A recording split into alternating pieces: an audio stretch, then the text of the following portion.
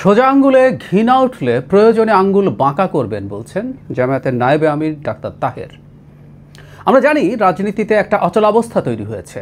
জুলাই সনদ বাস্তবায়ন কিভাবে হবে, গণভোট কিভাবে হবে, নির্বাচনের দিন হবে নাকি তার আগে হবে, সেসব নিয়ে বিএনপি এবং জামায়াতের নেতৃত্বাধীন, বিএনপির বিপরীতে জামায়াতের নেতৃত্বাধীন 8 দলীয় একটা জোট হয়েছে। মূলত ইসলামী রাজনৈতিক দলগুলো, তাদের একটা মুখোমুখি অবস্থান তৈরি হয়েছে। তো এখন যেমন তাহেরের কথা শুনে মনে হয় যে ওনারা সোজা আঙ্গুলে ঘি তোলার চেষ্টা করছেন, এখনও প্রয়োজনে ঘি বাঁকা আঙ্গুলে তোলার চেষ্টা করবেন। আমি তো বরং উল্টো মনে করি, জামায়াত অলরেডি যথেষ্টের বেশি আঙ্গুল বাঁকা করে ফেলেছে এবং র্যাদার তারা এখন আঙ্গুল সোজা করে উঠতে পারছে না। লজ্জা হয় এরকম। কি বলেছেন আসবো, আমি আমার এই মূল আলোচনাটায় আসবো। তারা কিভাবে আঙ্গুল বাঁকা করবেন খানিকটা ইঙ্গিত আছে। গতকাল একটা সমাবেশ হয়েছিল, গতকালের আগের দিন, পরশু। তারা একটা দাবিতে সেখানে বলছেন সরকার ফেব্রুয়ারিতে নির্বাচনের সময় ঘোষণা করেছে, ফেব্রুয়ারি কাছাকাছি চলে এসেছে, কিন্তু গণভোটের তারিখ ঘোষণা হচ্ছে না। নির্বাচনের গণভোট দিতে হবে, তখনই তিনি বলেন সোজা আঙ্গুলে যদি ঘি না ওঠে আঙ্গুল বাঁকা করব। এরপর গণভোট আয়োজনের কথা বলছেন, অ্যাট এনি কস্ট আগে আয়োজন করতে হবে, টাকা নাই, চাঁদাবাজির টাকায় হইতে পারে। মানে যেন নাসিরুদ্দিন পাটোয়ারি এরকম একটা মন্তব্য করেছিলেন, তার মুখ থেকে এটা মানায় না। চাঁদাবাজির টাকা সরকারের টাকা কিনা এটা তার জানার কথা। চাঁদাবাজির টাকা তুলে এটা কি সরকার চাঁদাবাজি করে তাহলে নির্বাচন করবে? মানে খুবই খেলো ধরনের কথাবার্তা। যাই হোক, তিনি আরেকটা কথা বলছেন যেটা আমি আগে এটা নিয়ে আলাপ করেছি, উনি আবারও বলছেন, তাই এটা একটু অ্যাড্রেস করতে চাই আবারও। তিনি বলছেন প্রধান উপদেষ্টাকেও বলতে হবে নির্বাচন সুষ্ঠু না হলে সেটি বাতিল করে নতুন করে নির্বাচন দেবেন। এদেশের মানুষ আরেকটি প্রহসনের নির্বাচন দেখতে চায় না, সেটি মেনে নেওয়া হবে না। নির্বাচন সুষ্ঠু না হলে বাংলাদেশ অন্ধকারের দিকে চলে যাবে, শেষ হাসিনার আমল ফিরে আসবে। আমি শেষ অংশটার সাথে একমত। নির্বাচন সুষ্ঠু না হলে শেখ হাসিনার আমল ফিরে আসবে, এটা খুবই খারাপ হবে, কোনো সন্দেহ নেই। শেখ হাসিনা নির্বাচন ম্যানিপুলেট করতে গিয়ে বাংলাদেশে এই চরম সংকটটা তৈরি করেছেন। কিন্তু উনি যে দাবি করছেন প্রধান উপদেষ্টাকে এই ঘোষণা দিতে হবে, মানে প্রধান উপদেষ্টার এই এখতিয়ার কোনো ক্ষেত্রেই নেই। পুরো নির্বাচন দূরে থাকুক, একটা কেন্দ্রের নির্বাচন বাতিল করার এখতিয়ার প্রধান উপদেষ্টার নেই। এই ব্যাপারগুলো একটু জেনে শুনে বলা ভালো। অত্যন্ত গুরুত্বপূর্ণ একটা পদে তিনি আছেন। এটা একচ্ছত্রভাবে নির্বাচন কমিশনের ক্ষমতা, এবং নির্বাচন কমিশনের পুরো নির্বাচন, এই জাতীয় নির্বাচন, ত্রয়োদশ জাতীয় নির্বাচন বাতিল, এই ঘোষণা আসলে দিতে পারে না। এখনও সেই আইন নেই। এখন সেই আইন হবে কি হবে না, ইজ এ ডিফারেন্ট ডিবেট। কিন্তু এটা প্রধান উপদেষ্টার না, এটা হচ্ছে ব্যাপার। আর প্রধান উপদেষ্টাকে কি ক্ষমতা দেওয়া যায়? উত্তর হচ্ছে না। কারণ হচ্ছে সেটা তখন সংবিধানের সাথে কনফ্লিক্ট করবে। সংবিধান অনুযায়ী নির্বাচনের এই যাবতীয় দায়িত্ব সাংবিধানিকভাবে নির্বাচন কমিশনের উপরে ন্যস্ত আছে।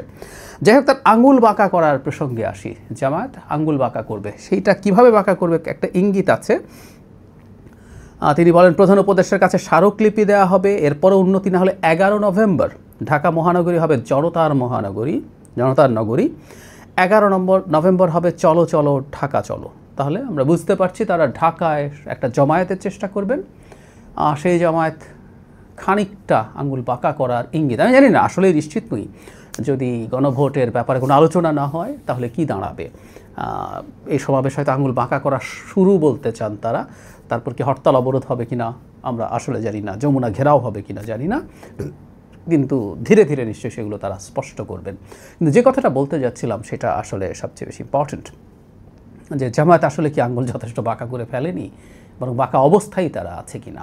এখানে একটা অচলাবস্থার কথা আমরা একটু বলতে চাই, সেটা হলো জামায়াত আহ্বান করছে, এই সমাবেশেই জনাব তাহের আহ্বান করছেন যে তারা বিএনপির সাথে আলোচনা করতে চান। তিনি এই প্রকাশ্য সমাবেশে এটাও বলেছেন তিনি মির্জা ফখরুল ইসলাম আলমগীরকে ফোন করেছিলেন, তিনি সেই ফোন রিসিভ করেননি, আবারও তিনি ফোন করবেন।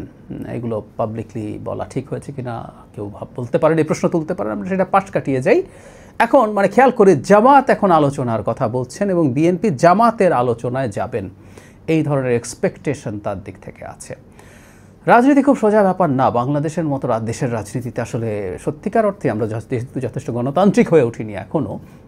একটা দল কার সাথে কম্প্রোমাইজ করছে, কতটুকু করছে, কিভাবে করছে, এগুলো রাজনীতির মাঠে গুরুত্বপূর্ণ ভূমিকা রাখে। সুতরাং একটা অচলাবস্থার মতো আসলে আমরা দেখতে পাচ্ছি, এবং বিএনপি এই জায়গায় তাকে কতটুকু ছাড় দেবে, কতটুকু সে সরে আসবে, এটার উপরে কিন্তু অনেক কিছু নির্ভর করবে আগামী নির্বাচনে আসলে কোন দল কেমন করবে। আমি বহুবার একটা কথা বলেছি, আমাদের মতো দেশে দলগুলো নির্বাচনের আগে একটা বিজয় নিয়ে যেতে চায়।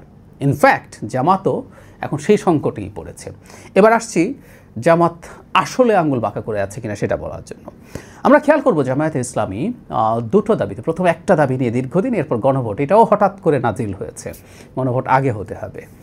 প্রথম তারা গত প্রায় 4 মাসের মতো হবে তারা ঘোষণা করলো যে এই সংসদ নির্বাচন, যেটা আপার হাউস হলো এটাকে আমরা লোয়ার হাউস বলবো, সেটা পিআর সিস্টেমে হতে হবে। ইনফ্যাক্ট এই গত 2 দিনের আগের সমাবেশেও এটাকে পিআর হিসেবে তারা শোরগোল করেছেন এবং সেটা খুবই কঠোর অবস্থান নিয়েছেন। আমি এটাকে আঙুল বাঁকিয়ে ফেলা মনে করি। এবং একটা দুটো জায়গায় বলা, একটা সমাবেশ করা, কিন্তু না, তারা ক্রমাগত এই 4 মাস ধরে তারা এই দাবি চালিয়ে গেছেন। অনেকগুলো কারণ হয়তো ছিল, তারা ভেবেছেন এটার মধ্যে প্রচুর ট্র্যাকশন পাচ্ছেন।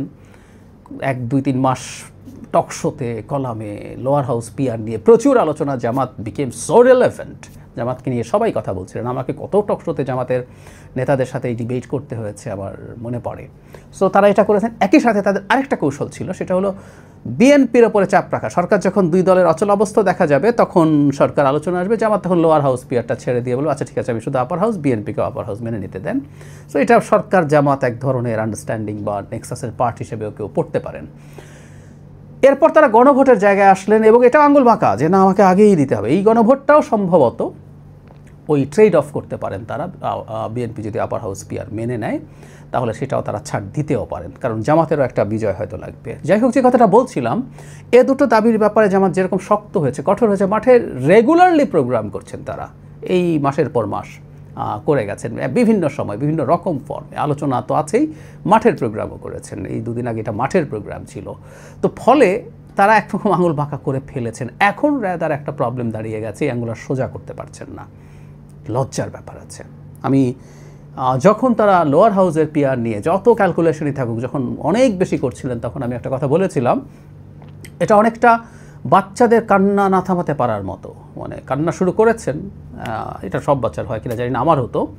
একটা পর্যায়ে দুঃখ টুক্ষ চলে গেছে, কিন্তু আসলে কান্না তখন থামানো যায় না, লজ্জা পেতে থাকে। তো সেই রকম পরিস্থিতি হচ্ছে কিনা, হয় কিনা, সেটা তাদের খেয়াল রাখতে হবে। তারা ওভারপ্লে করছিলেন বলে আমার মনে হয়, এখন তাই হয়েছে। সুতরাং ওটা বা গণভোট দুটোই আসলে এখন তাদের জন্য এই বাঁকা আঙুল সোজা করা পক্ষে, মানে এই দুটো থেকে সরে আসা তাদের জন্য খুবই কঠিন হয়ে পড়ছে। সামনের রাজনীতিতে কি দাঁড়াবে সেটা একটু দেখতে হবে। বিএনপিকে তার জায়গা থেকে এটা এখন বুঝে দেখতে হবে। বিষয় বিএনপি তার অনেক ক্ষেত্রেই তার, অনেকে বলবেন যে বিএনপি কোনো ছাড় দেয়, এই অন্যরা সবাই ছাড় দিচ্ছে, এগুলো আসলে একেবারেই ঠিক কথা না। যথেষ্ট রকম ছাড় তার অবস্থান থেকে সে দিয়েছে, অন্যদের মতো সবার মতো হয়ে ওঠেনি। আর একটা কথা মনে রাখতে হবে, যে দলটা ক্ষমতায় যাবে আর যে দলটা যাবে না, তাদের চিন্তাগত পার্থক্য হতেই হয়। সুতরাং এই ব্যাপারটা একটু মাথায় রাখা জরুরি। কিন্তু বিএনপি যতটুকুই ছাড় দিতে চেয়েছে ছাড় দিয়েছে। যে গণভোটের কথা, বিএনপি প্রথম গণভোটের কথা অ্যাগ্রি করেননি। বিএনপি চেয়েছিল এটা এক্সক্লুসিভলি পরবর্তী পার্লামেন্ট জাস্ট অ্যামেন্ড করে ঠিক এটা যেসব সংস্কার প্রস্তাব গৃহীত হবে সেগুলো করবে। তো বিএনপি তার জায়গা থেকে যখন বারবার সরে আসছে, এখন বিএনপি যেহেতু সরে আসছে, তাই তাকে বারবার চাপ দিয়ে সব গেলানো হবে। এটা বিএনপি কতটুকু অ্যাফোর্ড করতে পারে, এটা অন্যদের ভাবতে হবে এবং বিএনপি নিজকেও ভাবতে হবে। সে যখন অ্যাগ্রি করতে থাকছে, তখন তার উপরে একটার পর একটা চাপ তৈরি করা হচ্ছে। সংসারের ক্ষেত্রেও তাই। সে তার নোট অফ ডিসেন্ট বেশ কিছু জায়গায় রাখতে পারবে এই শর্তে সে তার অবস্থান থেকে অনেক জায়গা থেকে সরে এসেছিল, কিন্তু সেই জিনিসটাই একটা পর্যায়ে তাকে পেয়ে বসার মতো হলো। সো সামনের দিনগুলোতে নির্বাচন যেহেতু ঘনিয়ে আসছে, এই দলগুলো কতটুকু ছাড় দিতে পারবে সেই প্রশ্ন আছে। বিএনপিও আমার ধারণা তারা খুব বেশি করার আর অবস্থায় নেই, সম্ভবত খুব বেশি ওদিকে তারা যাবেন না, এটা জাস্ট আমার ধারণার কথা বলছি।